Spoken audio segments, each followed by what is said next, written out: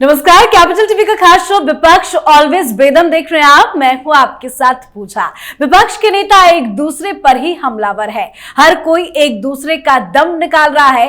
अब कांग्रेस पार्टी और आम आदमी पार्टी को ही देख लीजिए। आम आदमी पार्टी के नेता कांग्रेस को उसकी औकात दिखा रहे हैं, तो कांग्रेस पार्टी के नेता केजरीवाल के भ्रष्टाचार के महल पर हमलावर है। आम आदमी पार्टी ने साफ कह दिया है कि दिल्ली में आप अकेले चुनाव लड़ेगी, कांग्रेस से कोई गठबंधन नहीं होगा। तो राहुल गांधी भी आम आदमी पार्टी को घेरने के लिए यात्रा निकालने जा रहे हैं। विडंबना विपक्ष की यह है कि विपक्षी पार्टियां अपने अपने मुद्दे पर फंसी हुई है। कांग्रेस में करो या मरो की स्थिति है। कांग्रेस इतनी डरी है कि कहीं कोई गलत कदम ना उठा दे जिससे बवंडर हो जाए, और कहीं शांत रहे तो कार्यकर्ताओं का मनोबल ना डगमगाए। तो कांग्रेस पार्टी में क्या चल रहा है, आम आदमी पार्टी किस मुसीबत में घिरी है और अखिलेश यादव कैसे परेशान है, आज इन्हीं मुद्दों पर चर्चा करेंगे। मेरे साथ स्टूडियो में मौजूद हैं कैपिटल टीवी के editor in chief doctor Manish Kumar और एग्जीक्यूटिव एडिटर राजीव जी। सर, आप दोनों का बहुत बहुत स्वागत है। धन्यवाद। सर, क्या कुछ चल रहा है आम आदमी पार्टी में? आम आदमी पार्टी अपने ही उलझनों में उलझी हुई है। एक तो ये बवंडर कहां से आ गया, इनकी चालाकियों की वजह से इस बार ये गड्ढे में फंस गए, ये शीश महल का मसला। और हरियाणा के चुनाव के बाद ये फिर वही राग अलापना और तमाम ये जो यूट्यूबर गैंग जो है, जो कांग्रेस पार्टी में भी मुंह मारता है, आम आदमी पार्टी में भी मुंह मारता है, एक लेफ्ट लिबरल कबाल, उनको ये लग रहा है दिल्ली चुनाव आएगा तो मैं किधर रहूंगा, आम आदमी पार्टी के साथ या कांग्रेस पार्टी के साथ, क्योंकि कांग्रेस पार्टी ने तो हमला शुरू कर दिया है। शीश महल के ऊपर अब खुल के ये सामने आकर के कह रहे हैं कि ये तो गलत हो रहा है, ये बिल्कुल गलत है। ये जो आतिशी, ये जो ड्रामा कर रही है, ये ड्रामा बिल्कुल नाजायज है।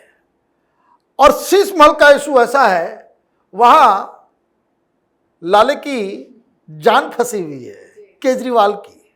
कारण क्या है, उसका वीडियो आया नहीं कि ये खत्म हो जाएगा। जिस अय्याशी से भाई 55 करोड़ रुपए में घर बनता है, आर यू मैड? 55 करोड़ रुपए का सरकारी घर, तो उसमें तो वो एक्सपोज होगा ही।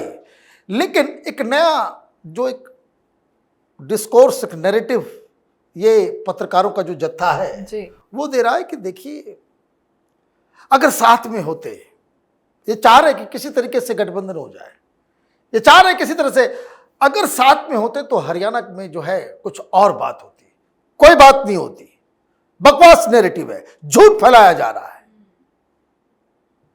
सिर्फ 4 ऐसी सीटें हैं, ओनली 4, जहां कांग्रेस पार्टी हारी है और मार्जिन जो है वो आम आदमी पार्टी के वोट से कम है।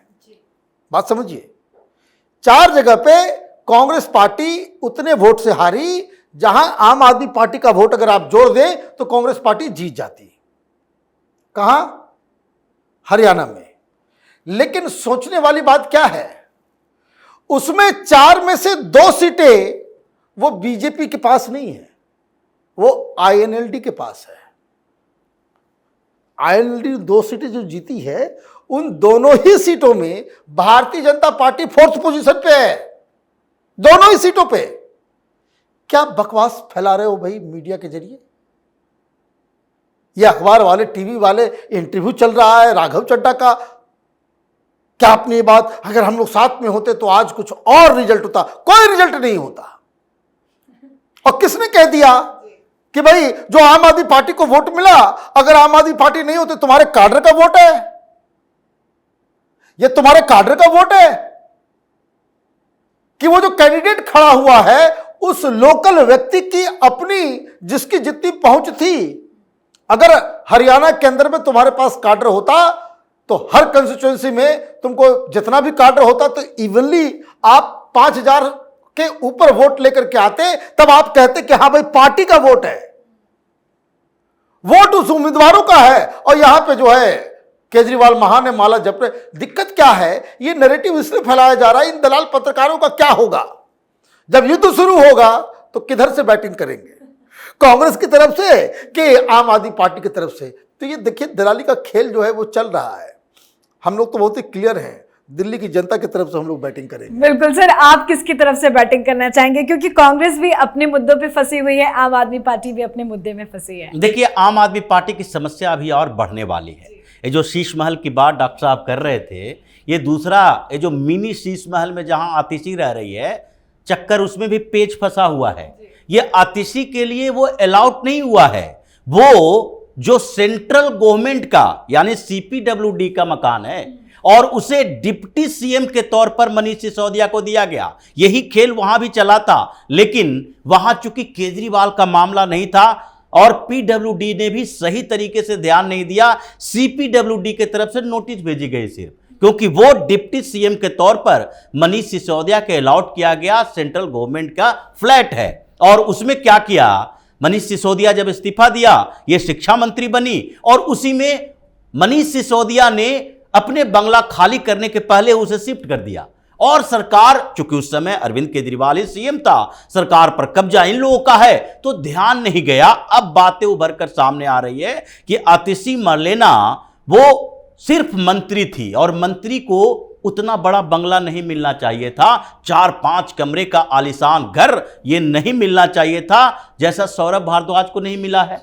तो आतिशी ने जबरदस्ती उस पर एक रणनीति के तहत कब्जा की, मनीष सिसोदिया के निकलने से पहले वहां घुस गई और उसके बाद ये डिप्टी सीएम का बंगला एक मंत्री को अलॉट हो गया, अनऑफिशियली, अलॉटमेंट नहीं है, अनऑफिशियली, जिसके लिए बार बार नोटिस जारी की जा रही है। अभी जैसे ही ये विक्टिम कार्ड खेलने की कोशिश कर रहा है बंगला, उस पर एक एक नई नई और बातें आएगी और ये उसी में दोनों ये गुरु चेली जो हैं ये दोनों फंसते नजर आ रहे हैं। और कांग्रेस की बात तो छोड़ ही दीजिए, कांग्रेस जिस मानसिक स्थिति में है, कांग्रेस के लीडरशिप जिस मानसिक स्थिति में है, उसमें तो लग रहा है ये मल्लिकार्जुन खड़गे को ही बलि का बकरा न बना दिया जाए। ये उस स्थिति में पहुंच गए हैं, हर मीटिंग में ये बिल्कुल निरीह भावना से रहते हैं कि भाई मेरे ऊपर सवाल ना उठाओ, हमारी औकात क्या है, हम तो ऐसे ही एक पद पर बैठे हुए व्यक्ति हैं, चल फिर नहीं सकते, जाते हैं एक भाषण देने के लिए बेहोश होने लगते हैं। तो ये राष्ट्रीय अध्यक्ष है। पहले इनसे कौन थी राष्ट्रीय अध्यक्ष जो अपने घर से बाहर नहीं निकलती है? सोनिया गांधी।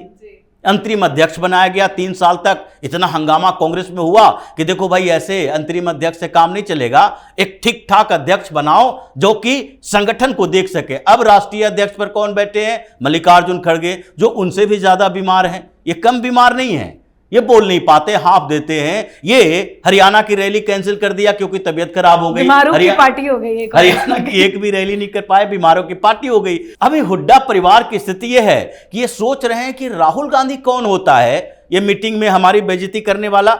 हम तैयार थे, दिल्ली में आए हुए थे कि हम मीटिंग में जाएंगे, मीटिंग में बुलाया नहीं।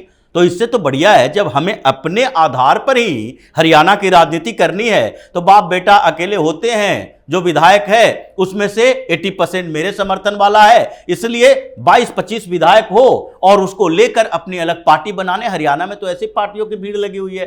तो ये स्थिति कांग्रेस के अंदर चल रही है और राहुल गांधी को तो कोई वैल्यू ही नहीं दे रहा है। ये भी स्थिति बड़ी भयावह होती जा रही है। भाई राहुल गांधी को कौन वैल्यू देगा और क्यों वैल्यू देगा?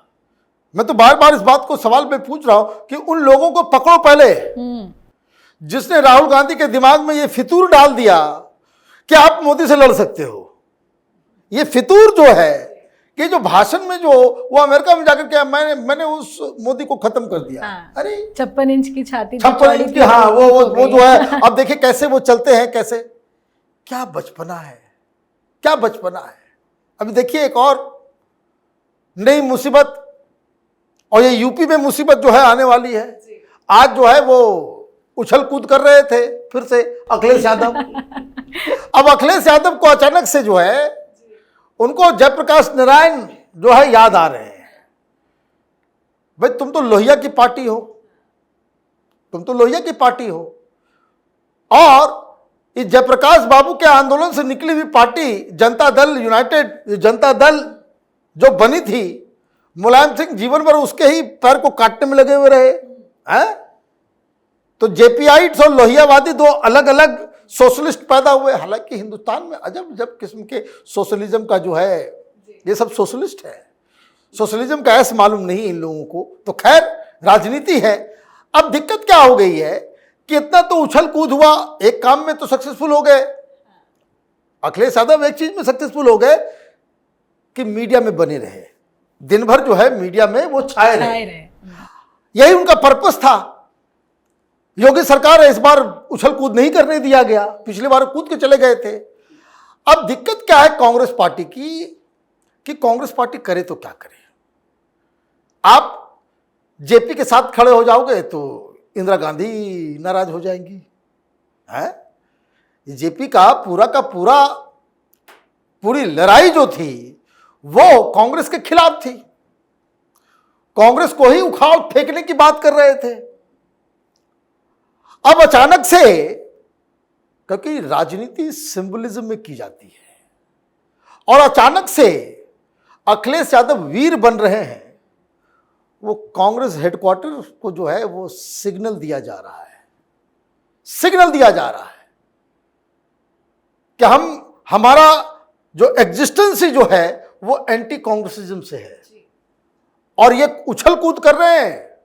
और चाचा जी को मीडिया में बिठा दिया, और मीडिया वाले से सवाल पूछवाए, जो जा रहा है वही सवाल पूछ रहा है। ये कांग्रेस वाले सीट मांग रहे हैं आप लोगों का, आप उनके सीटों के ऊपर, तो वो कह रहे हैं रामगोपाल यादव कि कांग्रेस को क्यों सीट देते, कुल जमा पूंजी उनको 500 वोट नहीं है, और हमारे 50,000 वोट वाले सीट के ऊपर जो है वो अपना। तो ये जो प्रोटेस्ट चल रहा है, ये बात, इसलिए जो प्रोटेस्ट जो हो रहा है, it is not for BJP और अगेंस्ट बीजेपी या योगी सरकार को घेरने के लिए नहीं, घेराई इनफैक्ट कांग्रेस पार्टी की हो रही। मीडिया में भले अखिलेश यादव बने रहे, लेकिन सर योगी आदित्यनाथ ने तो इस बार सबक सिखा दिया है कि भाई जिद नहीं चलेगी। देखिए, अखिलेश यादव भी उसी नौटंकी के हिस्सा बन गए हैं जो अभी अरविंद केजरीवाल कर रहे हैं। जिस तरीके से इनको पता था, पिछले साल भी ये गए थे वहां उछल कूद करने के लिए, कह दिया गया था अंडर कंस्ट्रक्शन बिल्डिंग है, आप अंडर कंस्ट्रक्शन साइट पर जाकर माल्यार्पण करोगे, जेपी की वही एक मूर्ति है। और जहां तक जेपी की बात है, डॉक्टर साहब ने सही बताया कि जिस तरीके से इंदिरा गांधी ने उनके साथ किया, जेपी आंदोलन चला इंदिरा गांधी की सरकार के खिलाफ, और जयप्रकाश नारायण को इंदिरा गांधी ने जेल में रखा, उसके बाद वो एक तरह से मरणासन्न स्थिति में ही बाहर आए। उनकी मौत की जिम्मेदारी इंदिरा गांधी को ही माना जाता है। और आप गठबंधन किए हुए कांग्रेसियों के साथ तो कांग्रेस को इंडिकेशन दे सकते हैं, लेकिन जो वो नौटंकी कर रहे थे, प्रोपेगेंडा पैदा करने की कोशिश कर रहे थे कि हमें योगी आदित्यनाथ जेपी से मिलने नहीं दे रहे हैं, उनको डर लगने लगा है सोशलिस्टों से, समाजवादी।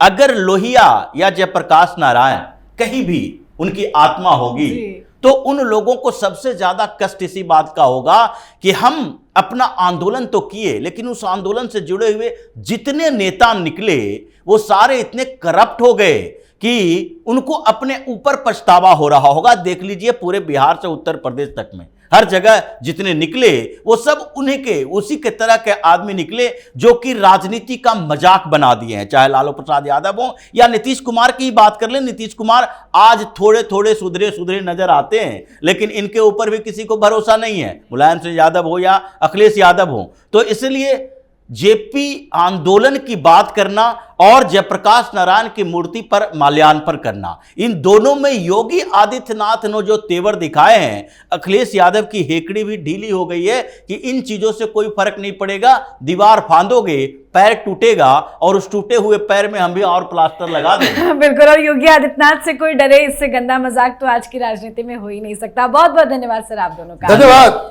तो विपक्ष का हर नेता परेशान है, विपक्ष के नेता आपस में ही लड़ रहे हैं, तो अखिलेश यादव अपनी पुरानी राजनीति की वजह से सुर्खियों में बने हैं। लोकनायक जयप्रकाश नारायण की जयंती पर पिछले 2 साल से यूपी की राजधानी लखनऊ सियासी अखाड़ा बन रहा है। इस बार भी वही हुआ, पर अखिलेश की जिद को सीएम योगी आदित्यनाथ ने ठिकाने लगा दी है। तो इस पर आप अपनी राय कमेंट कर लिखें। देखते रहिए कैपिटल टीवी। नमस्कार।